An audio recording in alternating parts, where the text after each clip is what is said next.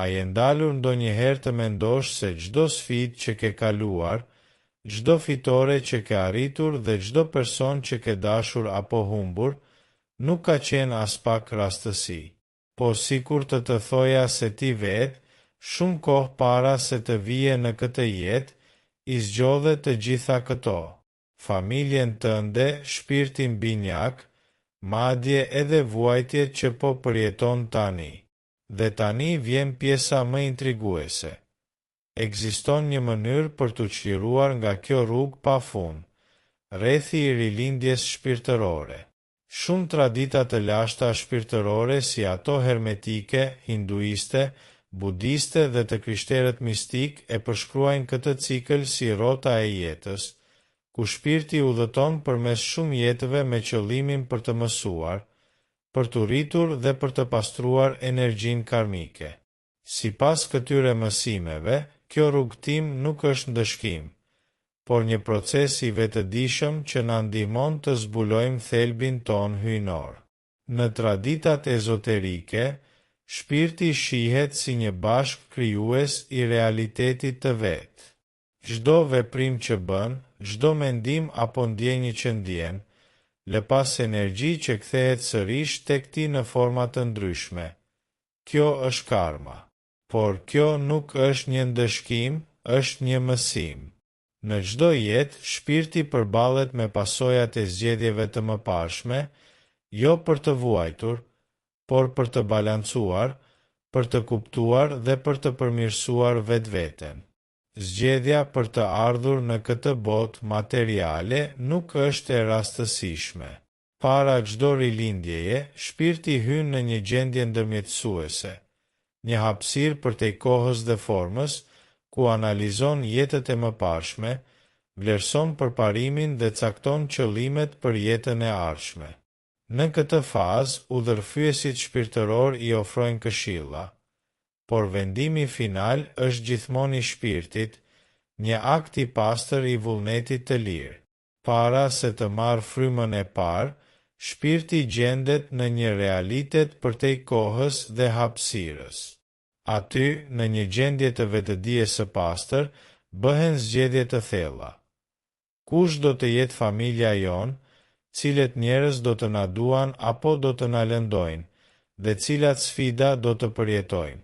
Këto nuk janë vendime të lehta, por të nevojshme për rritjen e shpirtit. Për shembull, shpeshherë shpirti zgjedh pikërisht ata njerëz që do ta sfidojnë më shumë, sepse përmes tyre mëson durimin, faljen apo dashurinë pa kushte. Por shpirti nuk është kurrë vetëm në këto vendime. Ekzistojnë lidhje të lashta shpirtërore, kontrata të padukshme që lidhen ndërmjet shpirtrave.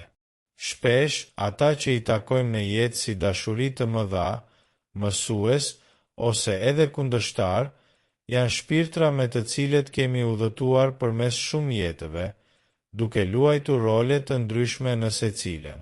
Këto kontrata nuk janë dënime, por marrëveshje për të mësuar, për të ndihmuar dhe për të shëruar njëri tjetrin.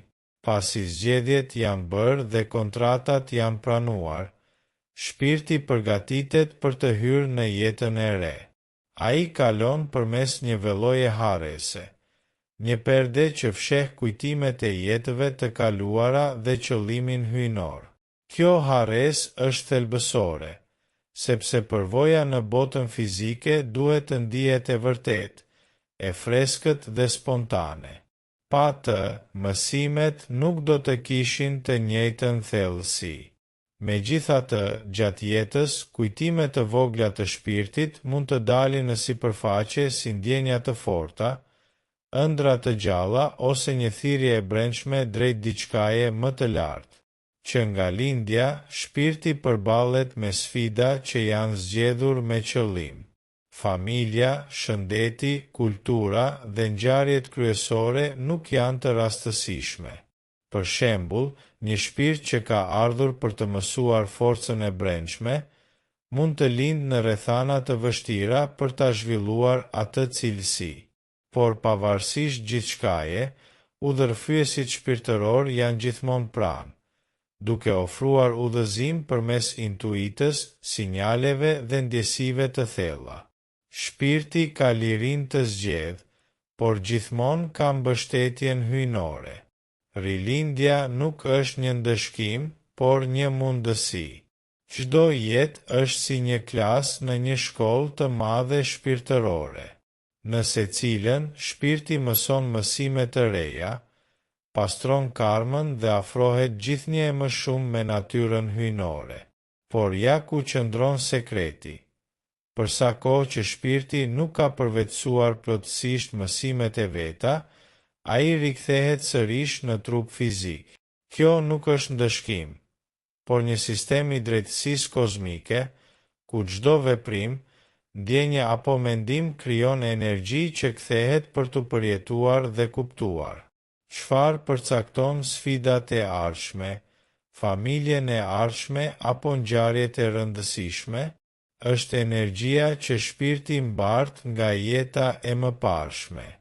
Është karma, mësimet e papërfunduara dhe kontratat që ende nuk janë përmbushur. Çdo lidhje që na prek, çdo dashuri e thellë apo dhimbje e madhe, ka një rënje në marrëveshjet shpirtërore të së kaluarës. Shpirtrat nuk janë të ndarë rastësisht.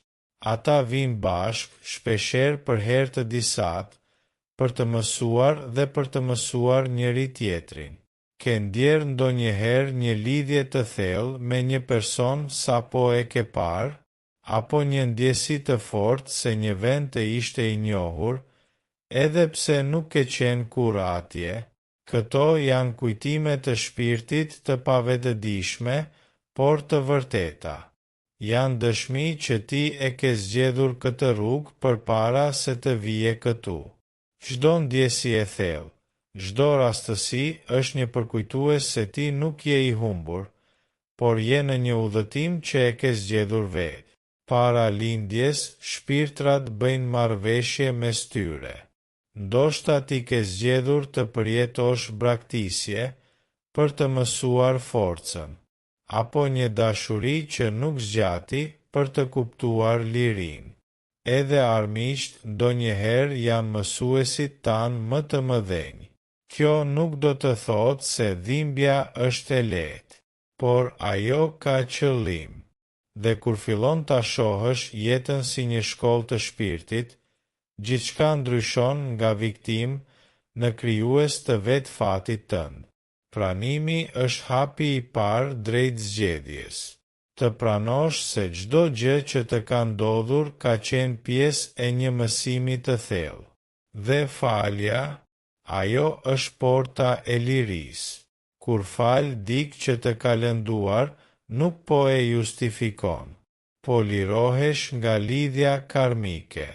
Po i thua shpirtit tënd, unë e kuptoj. Unë jam gati të eci përpara.